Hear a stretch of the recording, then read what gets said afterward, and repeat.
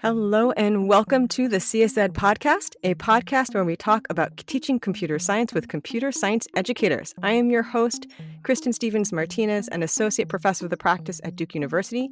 And joining me today is Dr. Valerie Taylor, director of the Mathematics and Computer Science Division, an Argonne Distinguished Fellow at Argonne National Laboratory. She is also a fellow of IEEE, ACM, and AAAS, and started CMDIT that seeks to have computing broadly impact society through proven inclusivity. Her research is in performance analysis, and she spent 26 years in academia, where she not only achieved full professor, but also took on administrative roles from department head to senior associate dean. She then decided that wasn't enough and joined the Argonne National Library in 2017. And Valerie, thank you so much for coming on the podcast. Thank you, Kristen. It's a pleasure to be here. All right. So, Valerie, first, I'd like to ask you, how did you get to where you are today? With such an amazing bio, I am sure you've got stories to tell. Thank you, Kristen. In terms of my path to how I got to where I am today, let me start with my route as an assistant professor. And that is, after I finished the PhD from UC Berkeley, I started as an assistant professor at Northwestern University. And so I just have to tell you, my first year at Northwestern was a big learning curve. During my first year, I presented a paper at Supercomputing Conference, and that was in 1991, so It was some years ago. When I visited, well, not so much visited, but when I was attending Supercomputing, I mentioned to someone that I was starting as an assistant professor at Northwestern University. And they said, "You have got to meet Rick Stevens at Argonne National Laboratory." And I said, "Oh, I'm happy to. What does he look like?" And they said, "He's tall, has long hair."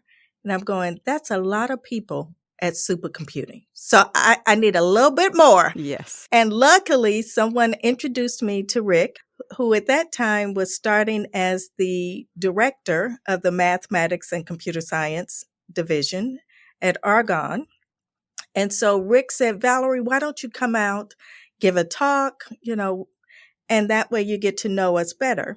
So I was out giving a talk about my research, which at that time had to do with sparse matrices and looking at architectures for sparse matrices.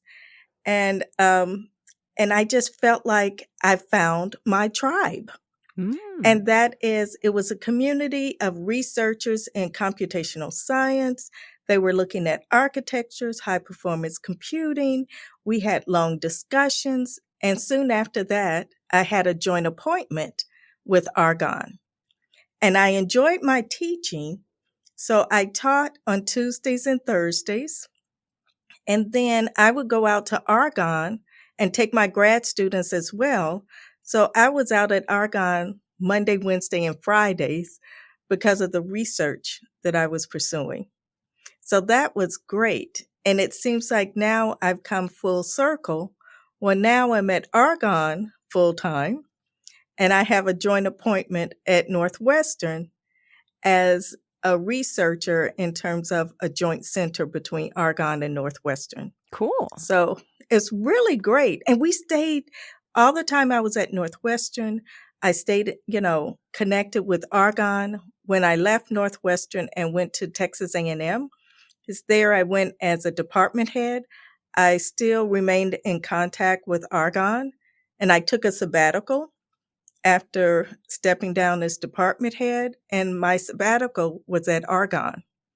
So having those connections caused me to come full circle.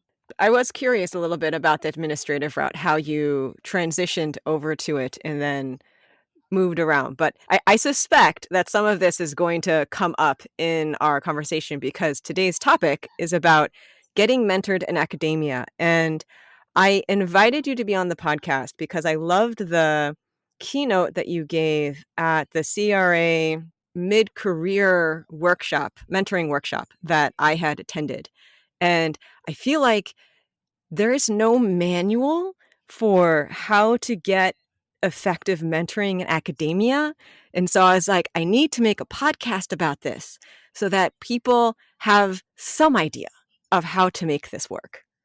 So how about we just start with giving you the floor to talk more about that? Yes, I am happy to talk about mentoring and also sponsorship. So let me start there just to elaborate a little bit more on the difference between the two. Because mentoring is often where you're seeking advice from someone. And it's also a two-way dialogue because the mentor also learns from the mentee. But you usually is more of an advice, question, answer, learning type relationship. The sponsorship occurs when you're not with that person. And that is the sponsorship involves advocacy, where that person is in a room advocating for you. And it may be advocating for you to participate on committees. It may be advocating for you in terms of a promotion or advocating for you in terms of a position, but it's the advocacy that occurs when you are not in the room.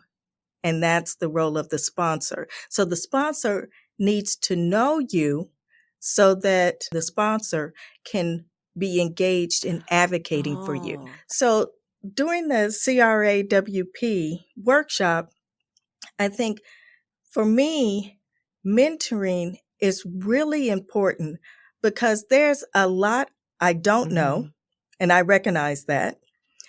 And you make a lot of mistakes.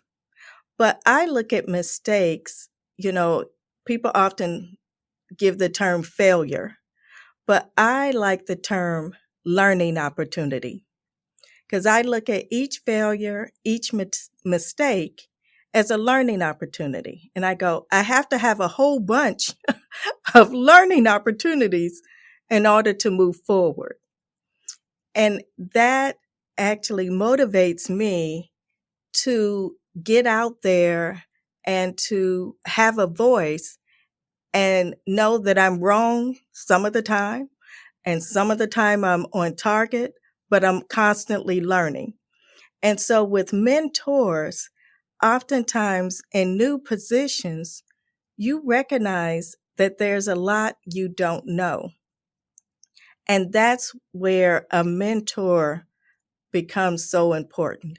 And people often think that, yes, if you're early career, you need a mentor.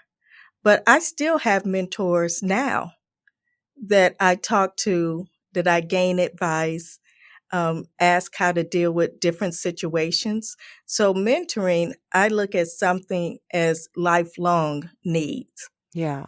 I think you mentioned this in your keynote about how you need to identify mentoring needs, right? Yes. So, for example, when I started as an assistant professor, some of the areas where I recognized I needed help had to do with engaging in research, but also around teaching. So, I had major questions with teaching because here I am, a Black woman, standing in front of a class that's majority white, majority male. And I realized at that point in time that I had never had a Black woman faculty member teach one of my classes throughout my whole higher education career. And so then I was just like, what is this like? And so that's where it was great at Northwestern. It is, you just kind of go, I don't have a mental model. And so you realize the need for role models because role models give you that mental model. And so I went to Janet Rutledge, who was a Black woman faculty member in EECS at Northwestern. And I was like, Janet, can I be myself? I can see that. Yes. And so she goes, Valerie, you're teaching a subject. Be yourself. Bring yourself to the classroom. Talk about your experiences and have fun with the class. I was like, okay. And I go, she goes, and I was just like, you may be challenged in the class, not so much because they want to know, but because they want to challenge you. And I said, so how do you deal with that? And so she said, the way you deal with it all the time. You answer the questions, and for those that require a little more thought, you indicate, that's a really good question. Let me think on it and get back to you tomorrow. And so she just said, there's nothing wrong with saying, I need to think on it and get back to you at the next class. And you do. And you start off the next class answering that question. And that made the world of difference. So I went into class. I told students about myself, my background, the research that I did, and then we just started in the class. And it turned out to be a really great experience with teaching my first class. And one student came to me afterwards. He said, I have to tell you, I've never had a Black woman professor before. I go, I never had either. He goes, he said, but this experience was pretty good. I go, thank you. Thank you. Oh, I bet you he never felt like he had to say that to any of his other male racial majority professors. Progress. Yeah. So it's good, Uh-huh. Yes. And I want to talk about that too, because with mentoring and figuring out the mentors that you need is figuring out sometimes it's the questions that you have. Because I had more questions about being a Black woman in academia that I would often talk with Janet about. And Janet had been at Northwestern about a year. She arrived a year before I did. Okay, but that 1 year experience, I could go to Janet and go, how was this? How did you handle that? And so sometimes Janet would tell me, this is what I did, but I think this is what you can do better. And so you learn from your experiences. And that's the value of the ups and downs, is that you learn from those experiences. And you begin to seek others that can help because of their experiences. So I sought Janet. She was in the same department, and another Black woman, so she would have common experiences as would I, so I could talk to Janet about those experiences. I also had another mentor who was a white male in the department, and we talked about, in addition to experiences, we talked about the promotion and tenure process, because he was a full professor. And so that was great. But I also sought other women full professors at other universities. Oh, okay. So it was, for example, like Janie Irwin. I would often talk with Janie about questions, especially in terms of the academic process, what to expect. I would talk to Janet. I would talk to, it was Jorge Nalsadal, a number of different people about the academic ladder. Yeah. So how did you go about not seeking these mentoring relationships? I think it's more almost like I'm wondering about the step before, where you realized, like, how did you realize what kind of people you wanted to reach out to for mentorship? Because like the models that I've heard about how to get good mentoring is like you sit down, you figure out your mentoring need, and then you figure out who can fill that need. Is that how you went about it? That's the logical steps, I'll say. But oftentimes, when you're figuring out your needs, it's almost a dynamic process. It's not where, per se, today I'm figuring out my needs for the whole year. So, for example, the first time I'm teaching a course and I'm preparing the material, all these questions are coming to mind. And that's when I realized I needed to talk to Janet. So it was probably, I went to talk to Janet, and it was probably about 2 weeks before my teaching, because I'm sitting down doing my outline for my course and preparing my materials, for the semester, and all of these questions pop up. So I found for me, it is a dynamic process that when I'm going through an experience and I'm preparing for that experience and I have all these questions, that's when I realize that mentoring is needed. So for example, recognizing that, the mentoring came from Janet, came from Jorge, came from Janie.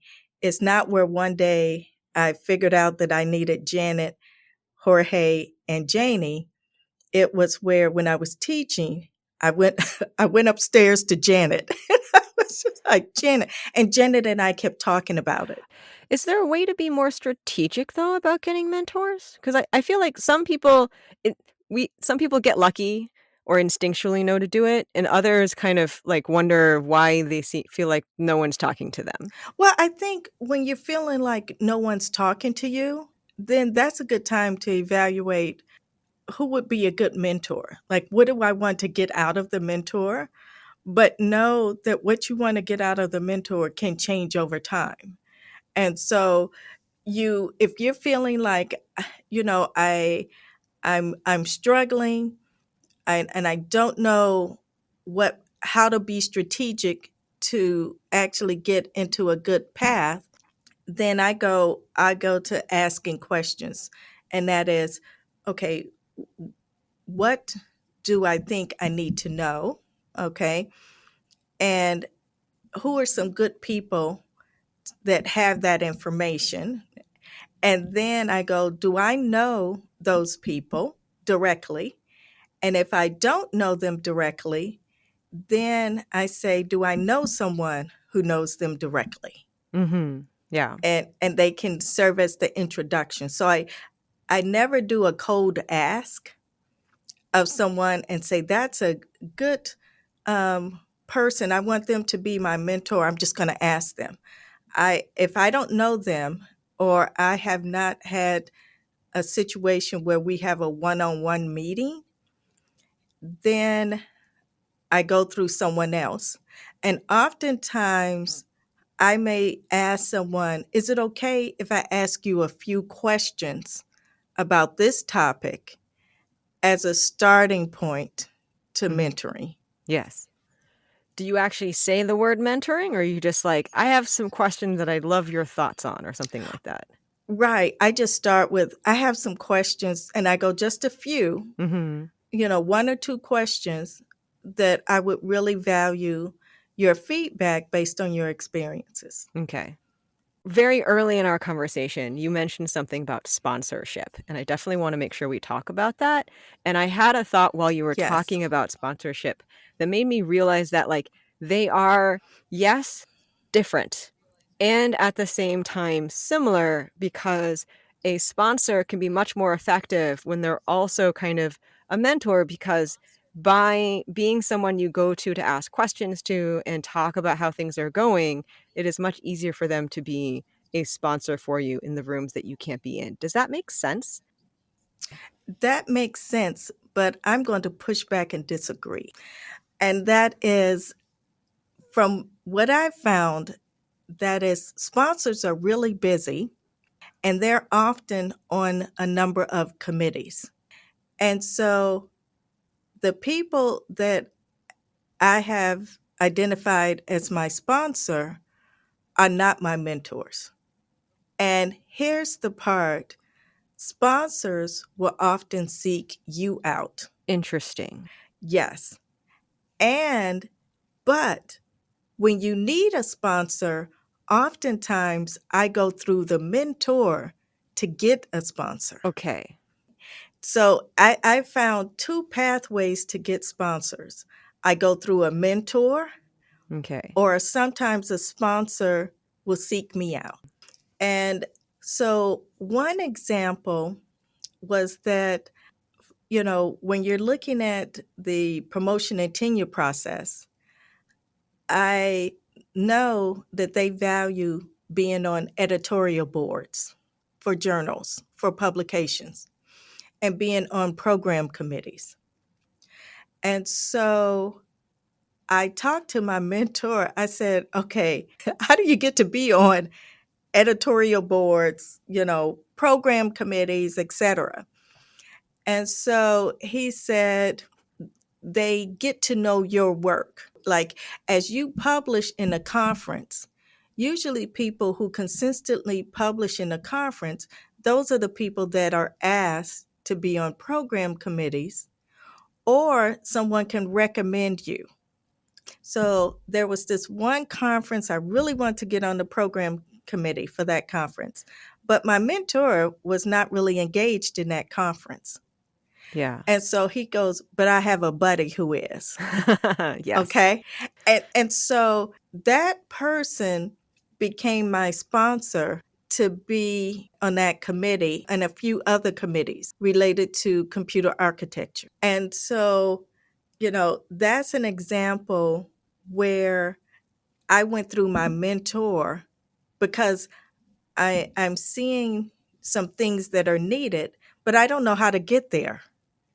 And that's the question you ask yourself, do I know how to get there? And oftentimes when you're feeling no one's talking to me, I don't know how to get there, I go, okay, where do I want to be and who's there? Do I know somebody that knows these people that are there?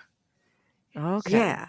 So that's where the strategy comes in, is identifying those people for which in a room with a closed door, your name is mentioned.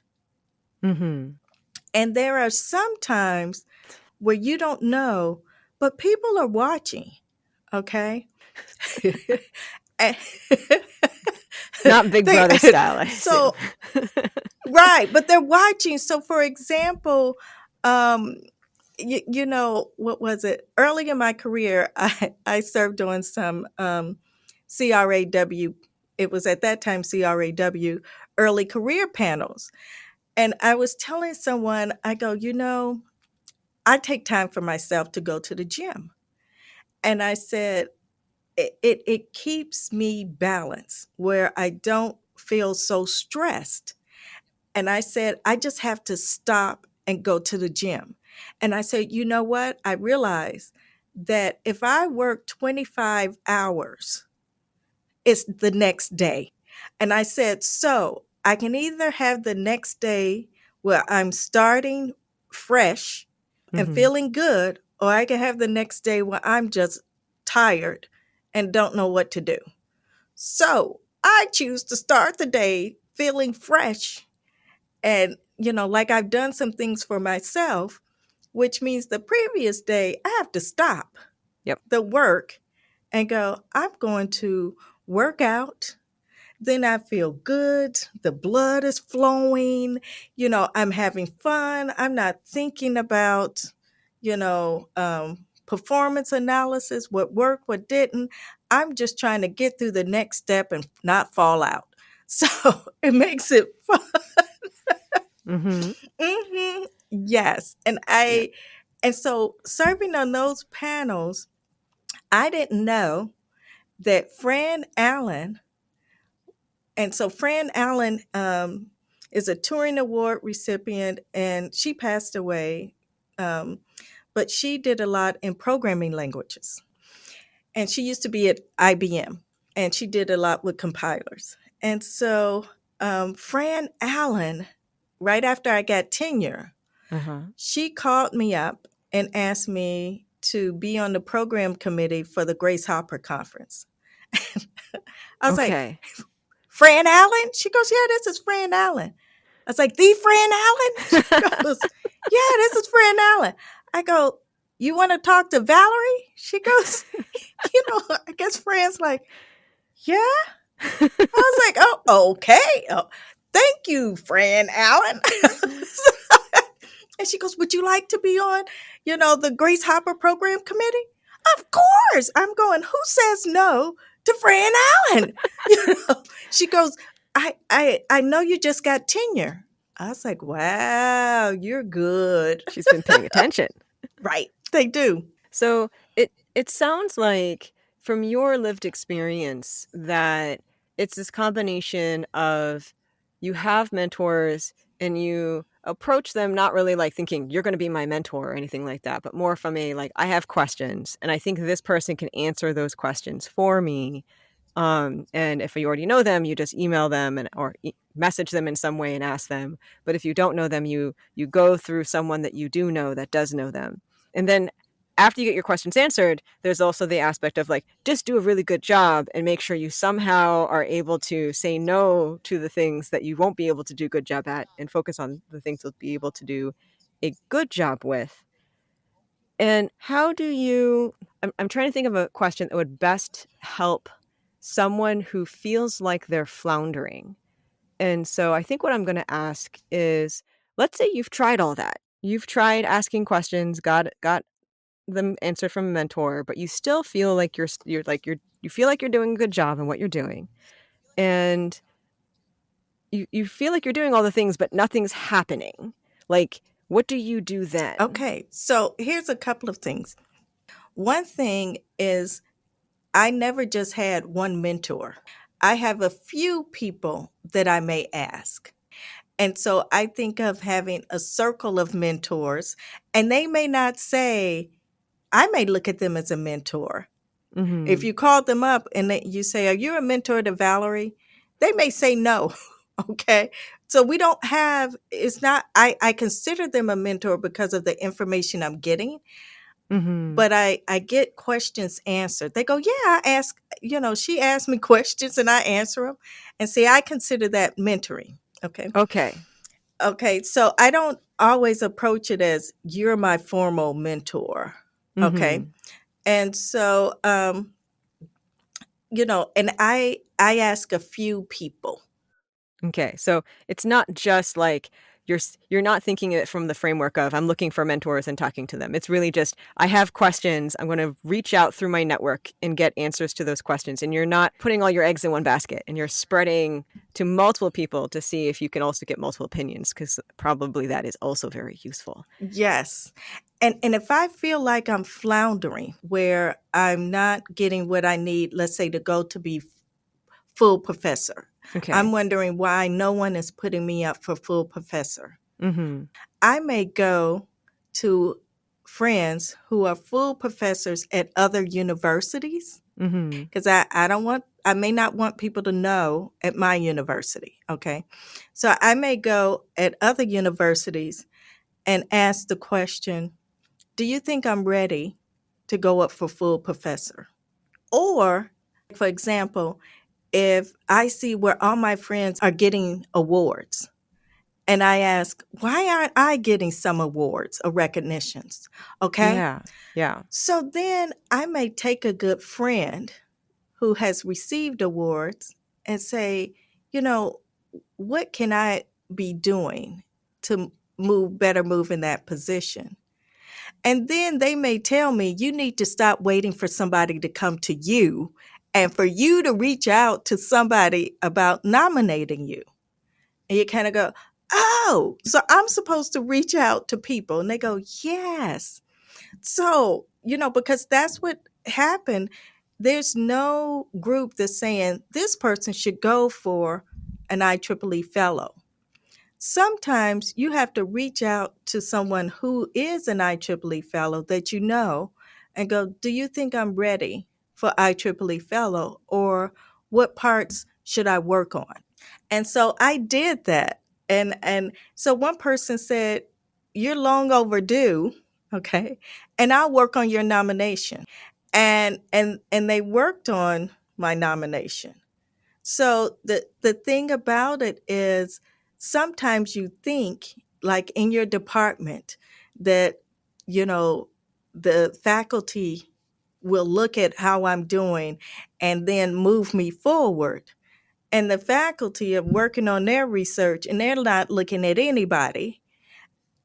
Okay. Yeah. So, Sometimes that's true. Everyone's right, they're busy. not looking at anybody. And sometimes you have to take it upon yourself to go knock on somebody's door and go, "Can you help me with this?"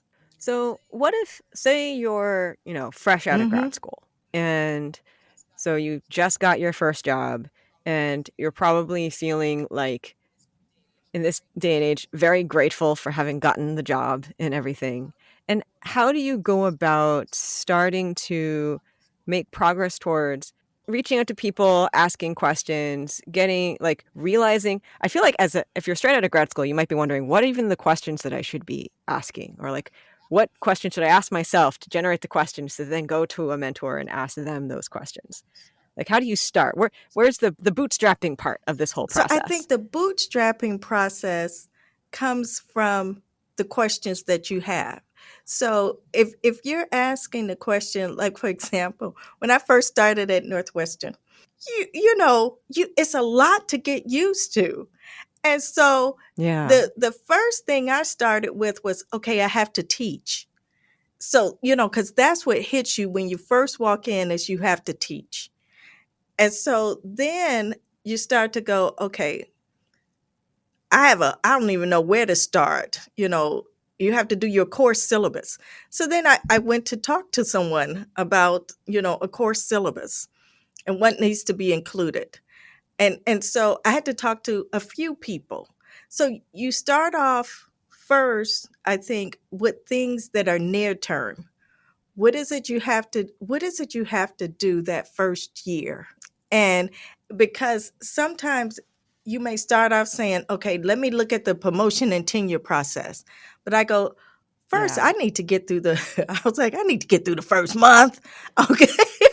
Yes. So I just go by what is it I need to get through in this first semester, just where I'm getting to know people. And then I I would go to faculty meetings and I didn't say anything. And a person asked Mhm. me, they said, "Well, why don't you say anything in a faculty meeting?" I said, "Because I'm getting to know the environment." So I'm in an observer mode right now. That's what I feel Yep. comfortable with. So I'm going to observe before I just come out and ask a whole bunch of questions. He goes, and I go, that's what I feel comfortable doing. So I have to do what's comfortable for me. So here's a harder question, and I this is not about me, but is about I am going to conglomerate multiple Okay. people in this question. So let's say someone in a position of power, like your chair, comes up to you and says, "You need to do X," and you don't want to do X. What do you do? Because like this is a moment I think where mentors can be very useful. But if you're very new to the department, you potentially don't know anyone enough to ask, to be more vulnerable with going like, I don't want to do X that the person in power just told me to do. Like, what do you do in that situation? So someone taught me how to say no. And they said the best way to do that, and see, this was a mentoring. They said, you talk about what's currently on your plate. So if they ask me to do X and I don't want to do it, I go, okay, thank you so Mhm. much for asking. I go, here's what I'm working on right now. I'm working on this. I'm preparing my course. And this is a big startup because I'm incorporating new tools into the course. So I need significant time here. Then I'm just starting with my grad students. And so that's a big ramp up as well. And I'm also serving on this program committee for this conference. So, in order to do well at what you ask, I need to take something off my plate.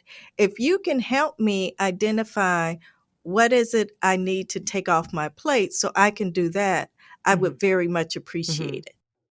I think that's a great way to say no, but I think my question was more, how do you know that it's okay to say no? Does that make How do you sense? evaluate when to say no? Yeah, how do you evaluate that? Because I think that res- the the way you suggested to say no is great, and it's a great if you have that level of like self self-efficacy for yourself with the person in power. But if you're so new to the department, you might not even know that X is actually normal and potentially is something that everyone does. Like how, like, and often, especially if you're in the step down position, you think, oh, if the person in power is asking me to do X, it must be a normal thing that everyone says yes to.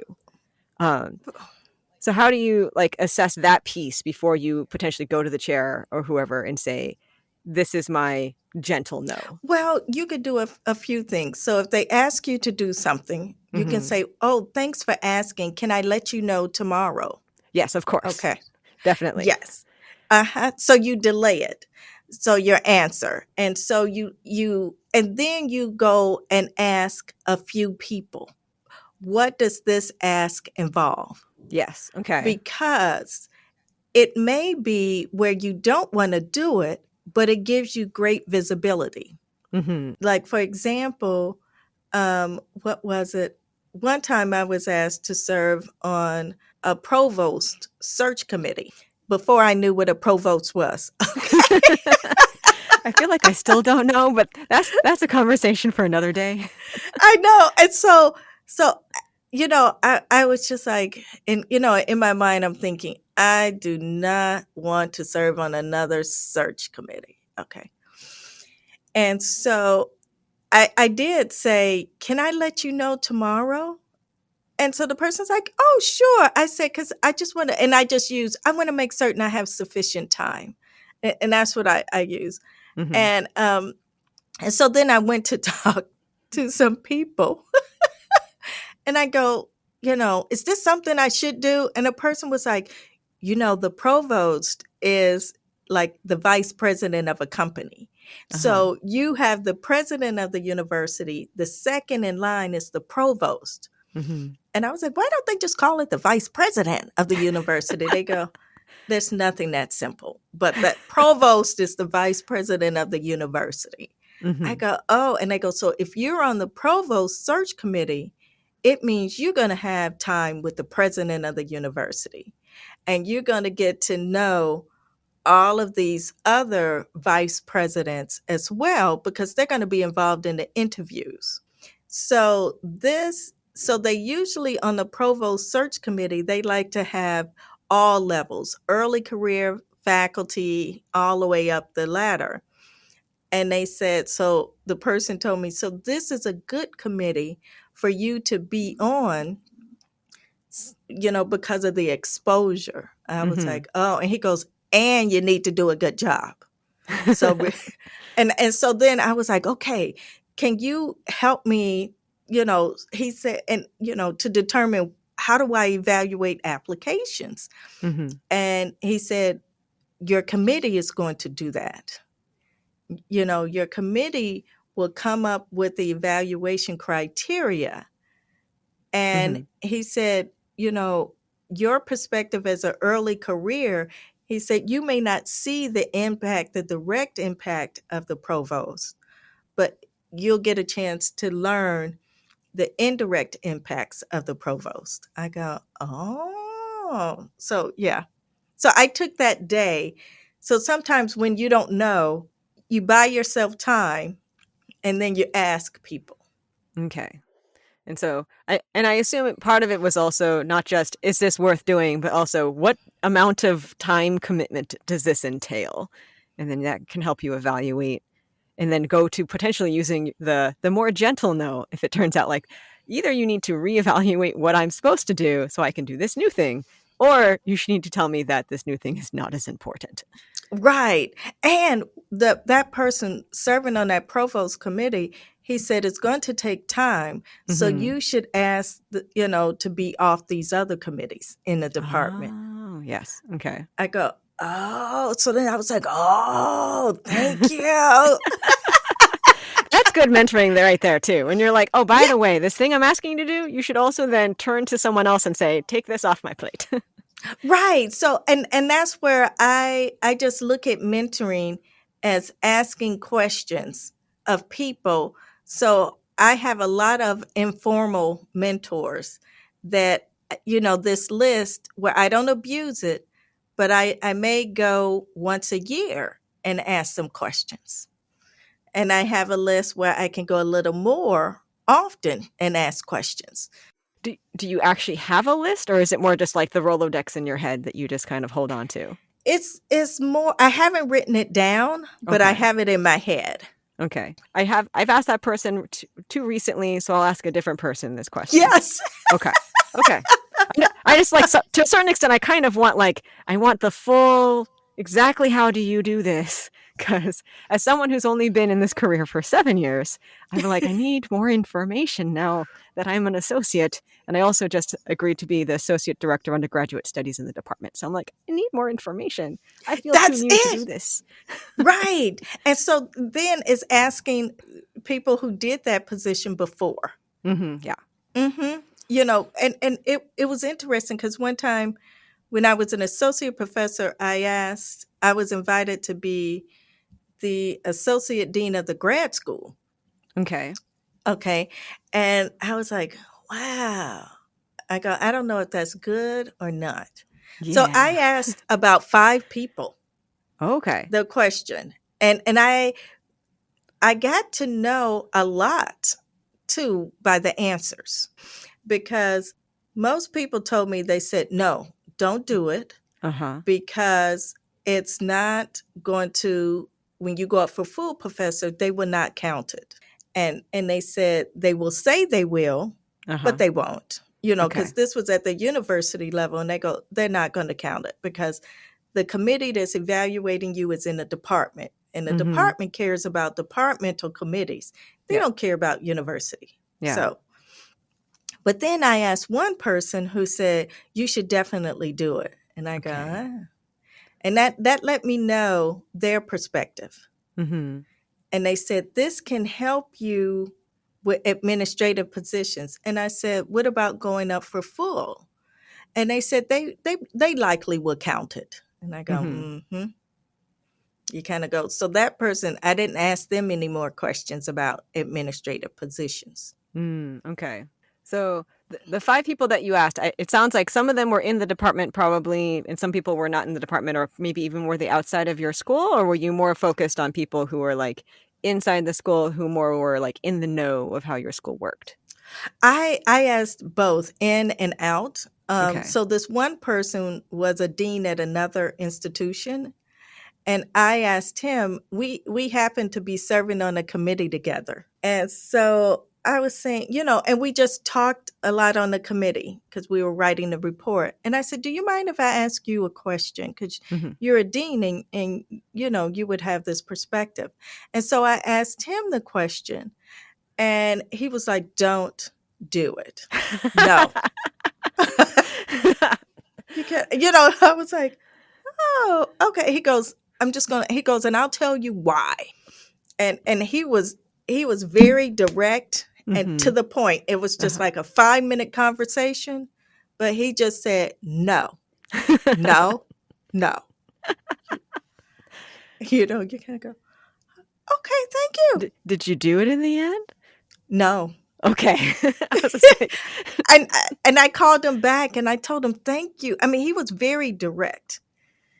He said, no one cares about that position at the university level. He goes, no. He said, and they're going to tell you they're going to decrease, and he was very direct. They will tell you they will decrease your teaching. He said, but it's 100% position that they're not telling you. And they're saying it's 25, 50. He goes, but what are you going to do when you have a whole bunch of problems coming to you from all across the university related to the grad school? Are you going to say, I'm sorry, I can't because I'm only 25% time? He goes, I was just like, oh, I hadn't thought about that. He goes, yeah, no. I feel like certain positions, it's always like, it's for the students. Think of the children. And like, give your all, and not just your all, past your all. And I'm like, okay. I feel like it's like the plane where they say, put your mask on first. Yes. Put your mask on Yes. first. Right. Because if you're out of air, you can't help anybody else. Yep. So I want to be careful of time. You mentioned that you want to emphasize about Okay. team effort and that kind of thing. Do you still want to try and work that into the conversation? I do. So here's a part to mentoring that I want to bring up. And that is when you look at for in academia, where you're focused on research, teaching, and service. Mm-hmm. And I just want to take note that all three aspects really involve a team effort. And that is research, you're often looking at collaborations.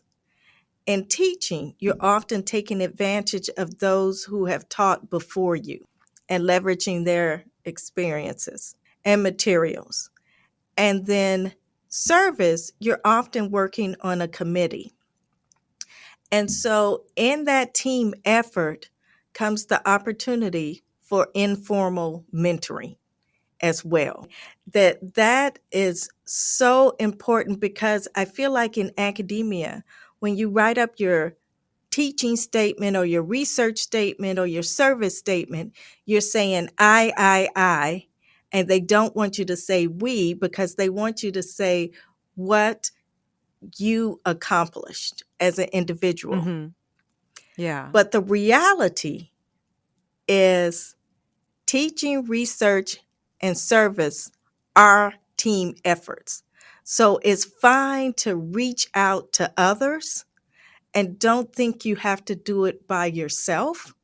Mm-hmm. So reach out to others because it is definitely a team effort. And know that you will have learning experiences, or some people call failures, I call learning experiences, Mm-hmm. that will result throughout life. I still have learning experiences. We all make mistakes, and that's a part of learning, but to definitely use those experiences as opportunities to reach out, to ask questions, and gain that informal mentoring or formal mentoring or informal sponsorship or formal sponsorship. But to know that it is not something you're in alone. I think I also appreciate your point in that one way to get access to more people that you could ask more mentoring questions to and such is by joining these kinds of teams. Yes. So I think we will wrap this up here with Too Long Didn't Listen, TLDL. What would you say is the most important thing that you would want our listeners to get out of our conversation? The important thing to get out of this conversation is that mentoring starts with a question. So, asking questions of others provides informal mentoring. So, I would say look at the mentoring relationships that you have, whether it's formal or informal, and it all starts with questions. Awesome. Well, thank you so much for joining us, Valerie. My pleasure. And thank you for listening. If you think this episode will be useful to someone, please share it with them. You can also support us to make more content like this through Patreon. Our patrons help keep this podcast ad-free and pay for production. So a special thank you to 3 random patrons, Susan Roger, Mark Gusdile, and Vanessa Coote. And with that, this was the CSED podcast, hosted by me, Kristen Stevens Martinez, and produced by Chris Martinez. And remember, teaching computer science is more than just knowing computer science. And I hope you have found something useful for your teaching today.